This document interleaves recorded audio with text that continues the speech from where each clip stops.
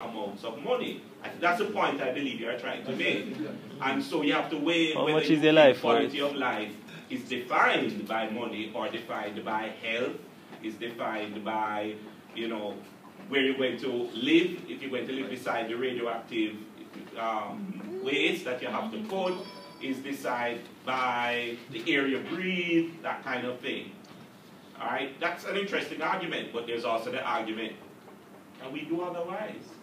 You have a choice. So why couldn't we go coal and then at the same time reduce oil and go renewable? So you balance out one with the other. Isn't that what we're trying to do now? Is it?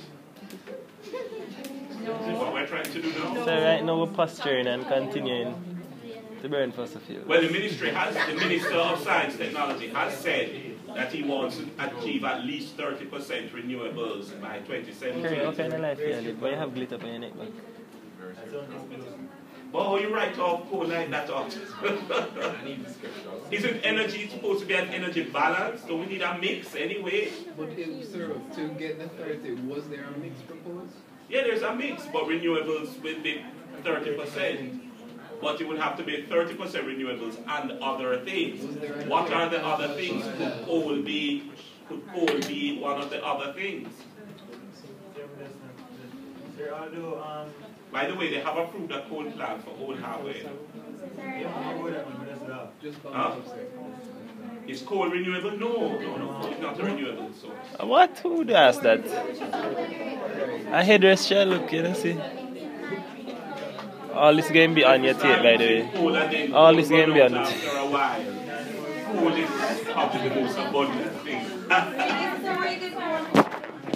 Same place you get oil. Also, you're back to it's a fossil fuel. You're back to a quality of life argument. It's a fossil fuel. One more comment. Two different things. No matter how we talk about, the quality of life, I mean, it's not going to lose our country, and it's going to come back down to where we can get the money from. So, yes, we want the clean air, but at the end of the day, we can't afford it. So we can't afford quality of life. We just go with what we can afford. Interesting.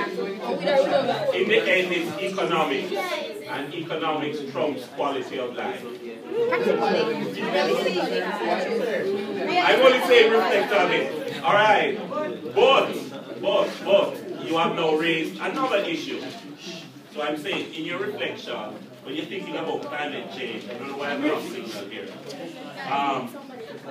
When you're thinking about climate change, think about climate change also as a big debate between something like quality of life and something like economics as well. All right, no man, we're moving on. We have to think about it. Group 3. Group 3. Yeah, sure, man, not talk. Right, 3. In the scheme of things, should we worry about climate change impacts on biodiversity or just concentrate on human impacts?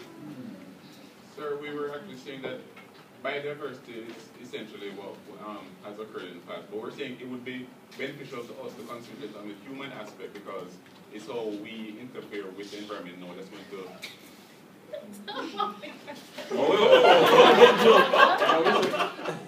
Okay, that's what he was saying. All right. Human group just sell him out. I think if we interpreted what we wanted, I mean that came up, but we were saying that we have to focus on both because at the end of the day, the impact on biodiversity would be due to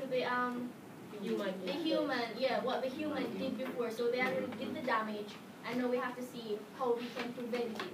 So it's like the humans are doing it, so we have to try to prevent it, and then we try to control the damage that had already been done. All right, but in the scheme of things, I have a student who is looking on climate change impacts on the dry forest hills of Hellshire, and she's looking on lizards and beetles and bugs. Yes. In the scheme of things, why on earth am I worried about what's going to happen to a lizard and a beetle and a bug? Shouldn't we just really be worried about the sea level rise? I'm asking. We also talked about that. And that is almost the core argument, with you supporting the other side. She was just making a point. Yes. We then divided it into three groups, saying how does climate change really affect everybody. And we talked about the temperature, we talked about the sea level, and then the rainfall. Now Tana will talk about the desert part.